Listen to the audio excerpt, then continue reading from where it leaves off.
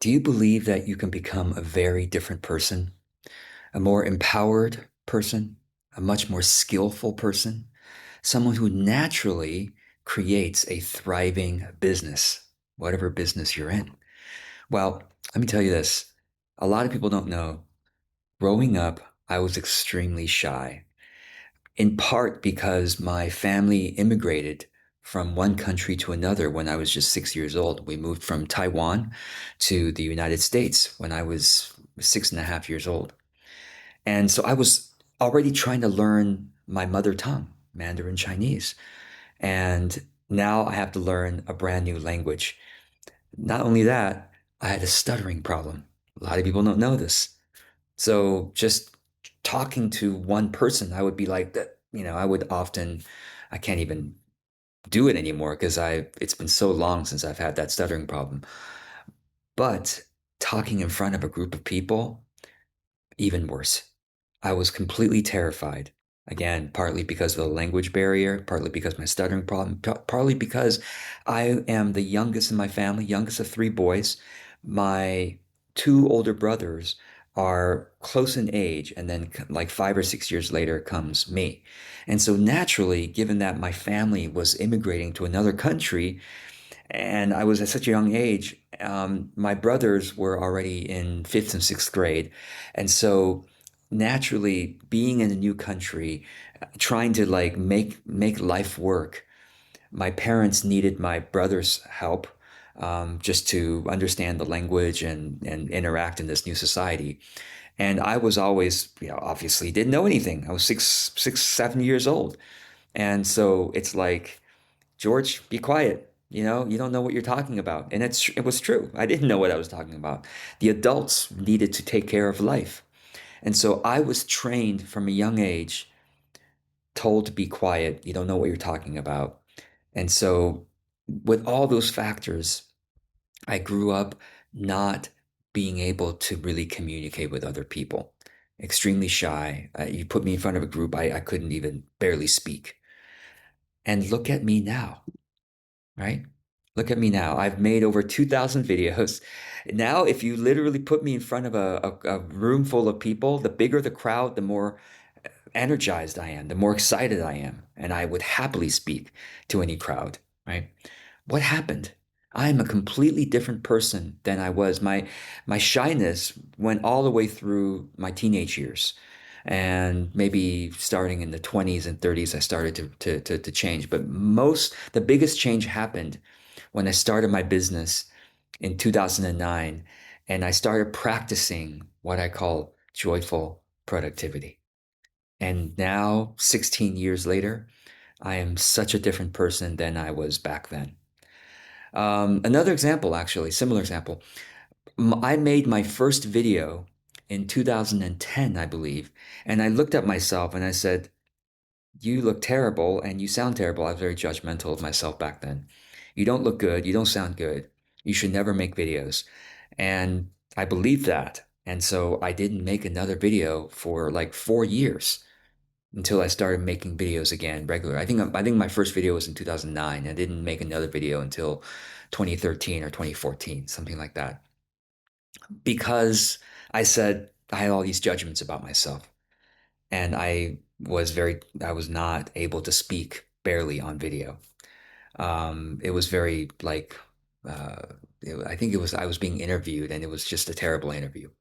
So anyway, long story short, I'm a completely different person now. And so back to the original question that I asked you, do you believe that you can become a very different person 3 years from now, 5 years from now, 10 years from now? Do you believe that your skillfulness in whatever it is you're trying to do that would build a thriving business can be completely changed from where you are right now? The older we get, the less we believe that's true because the more we get set in our ways. But I believe, not just my belief, what's true about science, right? About the science of the brain, particularly neuroplasticity, is that our brain keeps changing until the day we die. It doesn't somehow just stay in place and your personality and your skills completely just stay in place the older you get and that's it. No, you keep on being able to transform yourself until your last breath on earth. So, with that perspective, again, I ask yourself, do you believe you can change dramatically in the next few years? And what's the secret of that? The secret of that is, not to just do affirmations and hope and those are all helpful if affirmations and writing down your goals and watching inspirational videos and filling your mind with good thoughts, all of those are good insofar as it gets you to practice on a consistent basis. Consistent practice leads to skillfulness, and then skillfulness leads to results. I'll say that again. Consistency of practice leads to skillfulness, and then skillfulness leads to results.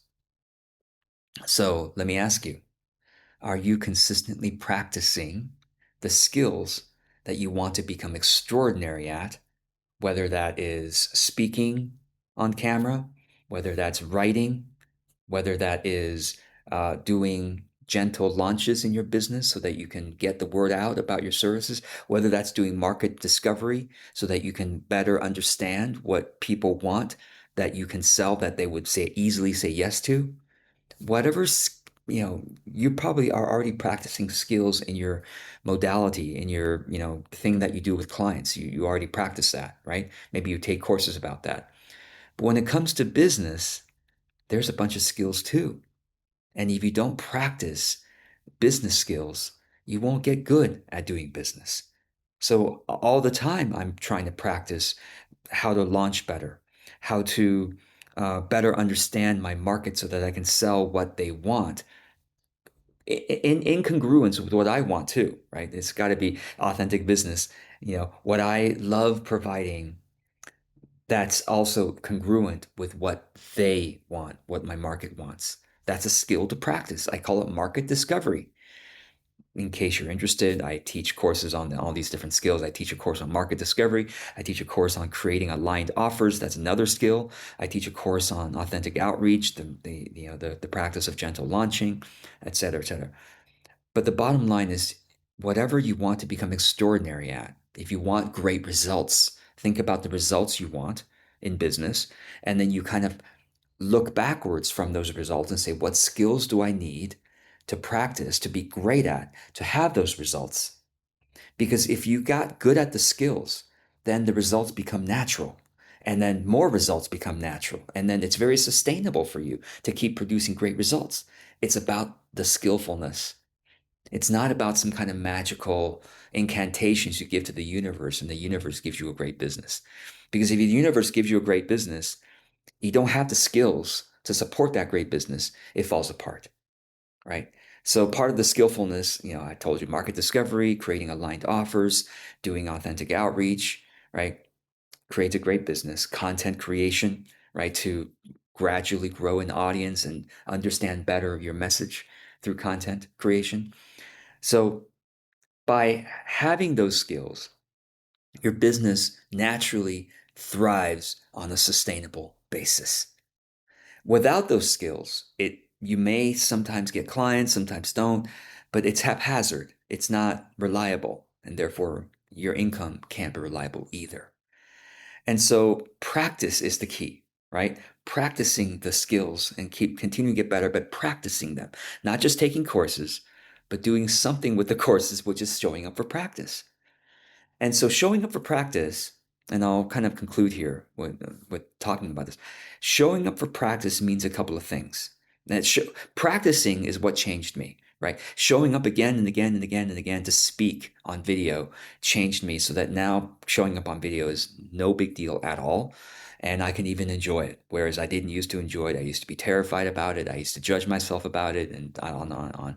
Now showing up, I don't judge myself. I am, able to really, because the skills are there, I'm able to really do the more soulful expression that I couldn't do when I was just trying to learn to look in the camera, right? Instead of looking at myself here on screen, all those little skills to creating content, whether you're writing or speaking or whatever, those are all skills to practice. And so the consistency of practice requires that you be consistent, right? And being consistent means what? In my opinion, it means that you need to carve consistent time on your calendar to show up to practice these different skills. So there's three requirements, okay, I'm going to share with you to become a different person through the consistency of practice. One, you need to carve time out on your calendar to show up to practice whatever skill it is you're doing. Okay, now I'm going to practice market discovery to better understand my audience. Now I'm going to practice creating offers so that I can make something they want, on and on. You show up on hopefully you follow your calendar. If you don't follow your calendar, that's also a skill to practice. How do you practice that skill? You set time on your calendar, and then you check on your account. Well, there's two skills. You have to schedule self appointments. I've made videos. You might want to look up my videos about self appointments, making appointments with yourself, right? Don't be a disappointment to yourself by not showing up for those appointments. You make an appointment with yourself, and then you practice showing up for it. Okay, so requirement number one: consistent time in your calendar to show up for practice. You got to carve out time. And carving out time means you're not doing other things. That means you tell your family, your housemates, whoever you live with, or whoever might want your time, I'm not available at that time. I'm doing my work, right? So carving out time means to carve out time for that and to say no to other things. All right, so that's requirement number one: carving out consistent time for practice. Requirement number two is once you show up for practice, it's going understand that when you are practicing a skill that you don't have, it means you're stretching outside your comfort zone, right? Stretching outside your comfort zone by definition means you'll probably be a little bit uncomfortable. So I call it normalizing discomfort. Normalizing discomfort. To know that it's normal that right now, as I'm showing up to practice this, it's probably not going to be easy for me. It's probably not going to be flow for me right away. But I'm showing up to practice, stretching myself a little bit, normalizing discomfort. All consistent creators do this. Did you think that consistent creators show up? Well, I'm so happy to be doing this. And, well, at some point you will be. Once you practice and get good at the skills, you'll be really happy showing up because you're really good at it. Okay. But consistent creators show up, and at the beginning, in the first maybe couple of years, at least first couple of months of showing up consistently, it's like, okay, it's not natural for me to do my writing. To this day, writing is still not really natural for me. I'm still practicing it, but I still show up for practice. You notice I keep posting blogs consistently. I show up for practice, right? Speaking is more natural for me now. Writing is still not quite natural. Anyway, so normalizing discomfort.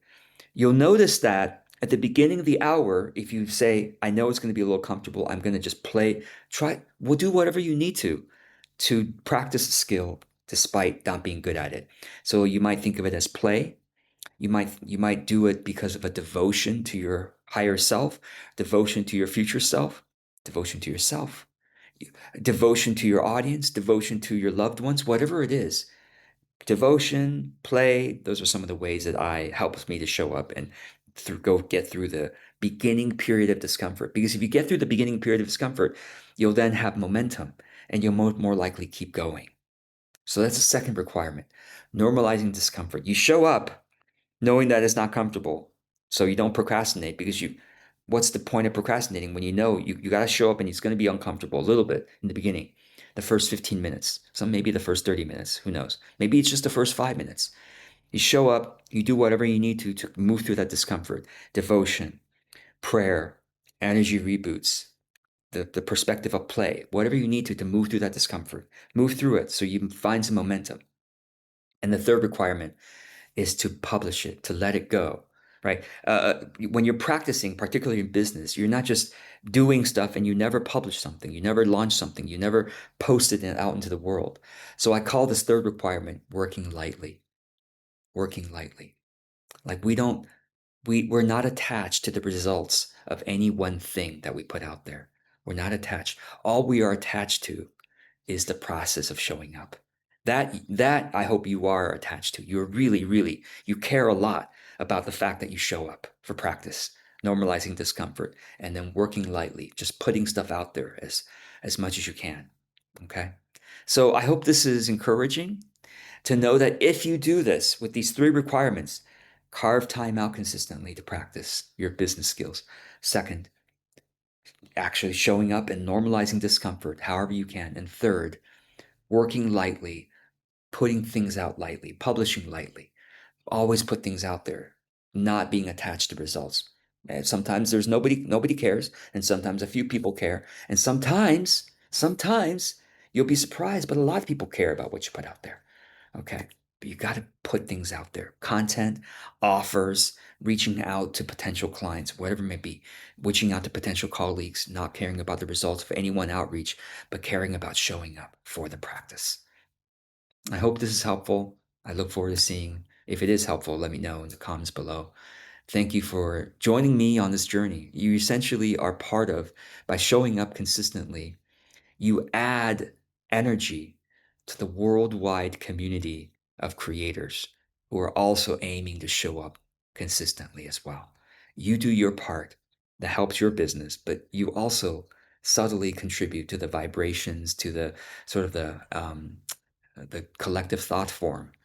You strengthen the collective thought form of the importance of showing up consistently, normalizing discomfort, and working lightly.